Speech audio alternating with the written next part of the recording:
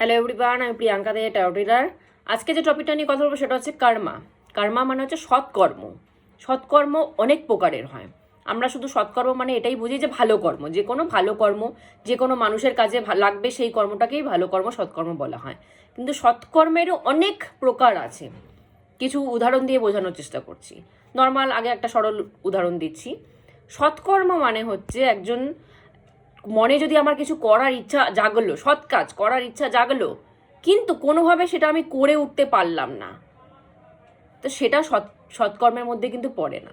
কারণ আমার মনে ইচ্ছাটা জাগলো কিন্তু সেটা আমি করতে পারলাম না, তো সেটা কোনোভাবে সৎকর্মের আন্ডারে আসে না। সৎকর্ম মানে বলা হচ্ছে তোমার মনে যখনই যে সৎকর্ম আসবে, যে এটা ভালো, এটা করা উচিত, তো সেটা তখনই করতে হবে। যেরকম একটা ছোট্ট একটা উদাহরণ দিয়ে বলার চেষ্টা করছি। যখন শ্রী শ্রী দাদা আমাদের অশোক দা ছিলেন ধরাধামে, তখন উনার সাথে কোনো একটা স্টেটের চিফ মিনিস্টার দেখা করতে গেছে। তো চিফ মিনিস্টার যেহেতু জাস্ট নর্মালি, ওনাদের কাছে তো আর সেরকম ঠাকুর বলতে ফিলিংসের জায়গা সেরকম কিছু নেই, জাস্ট বড় সৎসঙ্গ আছে, তো তাই হিসাবে দেখা করতে গেছেন।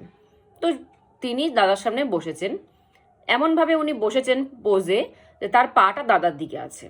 তো সে তো আর, আমাদের যেরকম একটা রেসপেক্ট আছে, আমাদের যেরকম একটা ফিলিংস আছে যে আমাদের গুরু সে, তো সেই রেসপেক্টটা আমরা দিই। কিন্তু একজন চিফ মিনিস্টার, সে হয়তো কোনো কাজেই গেছে, তো তার তো এতটা রেসপেক্ট করার জায়গা নেই, তো সে সেরকমভাবেই পোজে তার সামনে বসে আছে। তো এটা দেখে দেওঘরেরই এক কর্মী খুব খারাপ লাগছে। অবশ্যই আমাদের ঠাকুরের নামে যদি কেউ কিছু বলে আমাদের কতটা খারাপ লাগে, তো সেখানে দাদার সামনে একজন চিফ মিনিস্টার ওইরকম পোজে বসে আছে, তার সেই পোস্টটা দেখে ভালো লাগছে না। কিন্তু সে বলতেও পারছে না, কারণ এক জায়গার একটা চিফ মিনিস্টার, সে বলতেও পারছে না যে আপনি পাটা ঠিক করে বসুন বা একটু পোস্টটা ঠিক করুন দাদার সামনে। সে সেটা বলে উঠতে, তার খুব মন যাচ্ছে বলতে, কিন্তু সে বলতে পারছেন না, কারণ তার অদাটা উঁচা, চিফ মিনিস্টার। যেটা নর্মাল মানুষ হলো তার বলতে কোনো অসুবিধা ছিল না। তো সে সেটা মনে মনে ভেবে যাচ্ছে আর ভাবছে বলবো কি বলবো না, করবো কি করবো না, এ দোনো মনে সে থেকে গেল, সে আর বলতেই পারলো না। তো যখন দাদা উঠে চলে গেলেন ওখান থেকে, পাশে আচার্যদেব আমাদের বাবাইদাও বসেছিলেন। তো উনি লক্ষ্য করেছেন যে মানুষটার মনে কি চলছে। এরা তো অন্তর্যামী, মন থেকে মন পড়লেই সব চোখ পড়লেই বুঝে যায়। তো সে লক্ষ্য করেছে যে ওর মনে কি চলছে।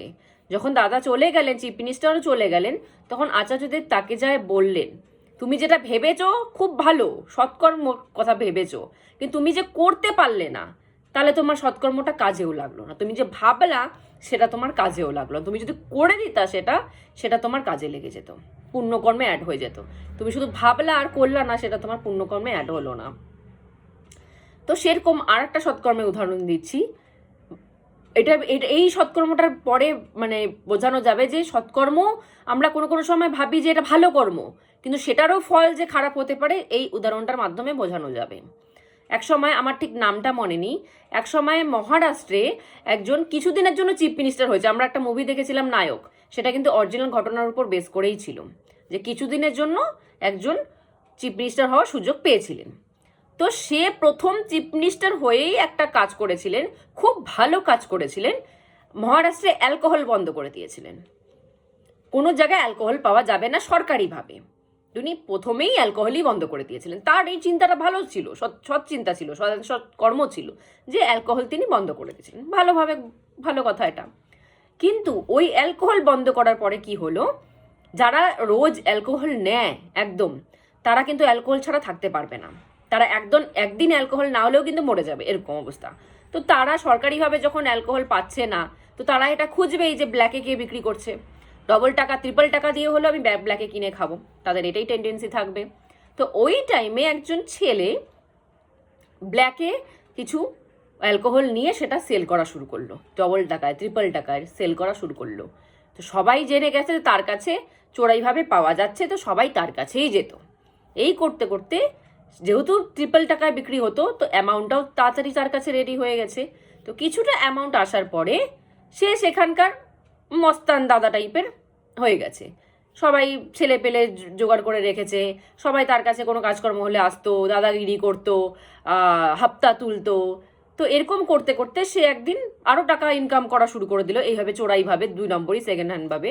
এরকম করতে করতে সে একদিন বিশাল টাকার মালিক হয়ে গেল।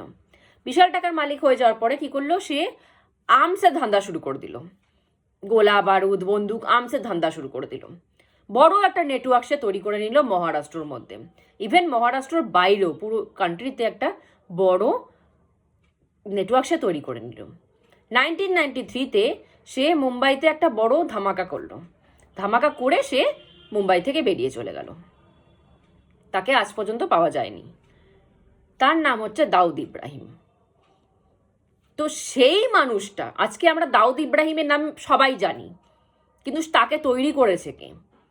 তাকে তৈরি করেছে সেই চিফ মিনিস্টারটা যে কয়েক মাসের জন্য বা কয়েক দিনের জন্য হয়তো চিফ মিনিস্টার হয়ে অ্যালকোহলটা বন্ধ করেছিল।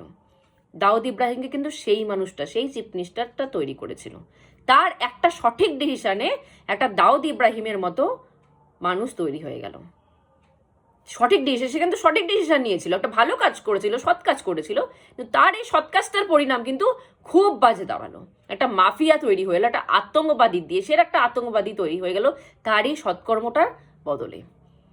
তো তাহলে কি হলো? সৎকর্মটা সে সৎভাবে করতে গেল, কিন্তু ভয়ানক পরিণতি হয়ে গেল। তো সেরকমই সৎ কাজ সেটাই সৎ কাজ হয় যেটার পরিণতিটা ভালো হয়।